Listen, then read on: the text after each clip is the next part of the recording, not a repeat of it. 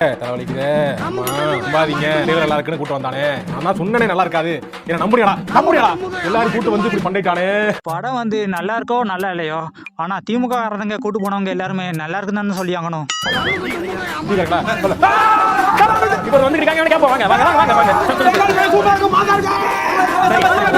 பேருக்கு தான் பராசக்தி ட்ரெய்லர் வந்து 53 மில்லியன் வியூஸ் போச்சு. ஆனால் படம் பார்க்க ஆள் இல்லை.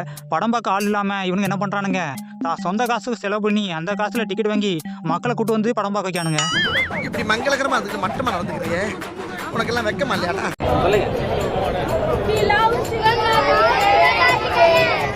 அட பேயிலமோ, நீ புரோக்கரா? நீ அந்த மாதிரி புரோக்கரா? நீ அதானே நினைச்சவன இந்த கவிதை வந்து நினைச்சேன். புரோக்கர் பையல அடுத்து பிரிச்சுக்குறேன். பொம்பளை புரோக்கர் நீ.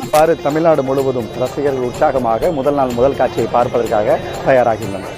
தமிழ்நாடு முழுவதும் ரசிகர்கள் உற்சாகமாக முதல் நாள் முதல் காட்சியை பார்ப்பதற்காக தயாராகின்றனர்.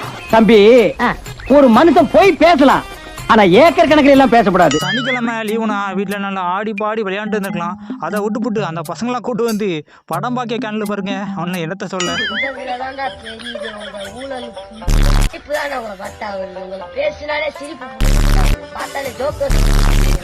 இதுக்கே எப்படி நான் நேற்று வந்து ஹெல்மெட்டு போட்டு வந்தவங்களுக்குலாம் நேற்று ஃப்ரீயாக போலீஸ் வந்து டிக்கெட் கொடுத்தாங்க. ஏன்டா போலீஸுக்கு சினிமாக்கும் என்னடா சம்மந்தம்? நேற்று போலீஸ்காரங்கெல்லாம் ஃப்ரீயாக டிக்கெட் கொடுத்தாங்க.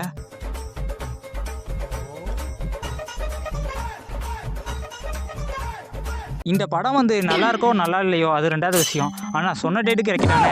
ஆனால் ஜனநாயகன் ஒரு படம் சொன்ன டேட்டுக்கு இறக்க முடியாம இப்போ பாருங்க உச்ச நீதிமன்றத்துக்கே போயிட்டு வழக்கு. இல்லப்பா, அடிமேல் அடி விழுந்துகிட்டே இருக்குப்பா. எத்தனை அடியை தான் சமாளிப்பேன்? இந்த ஒத்த உடம்பு எத்தனை தாங்கும்? மறக்காம சர்ப்ரைஸ் பண்ணுங்க. தேங்க்யூ.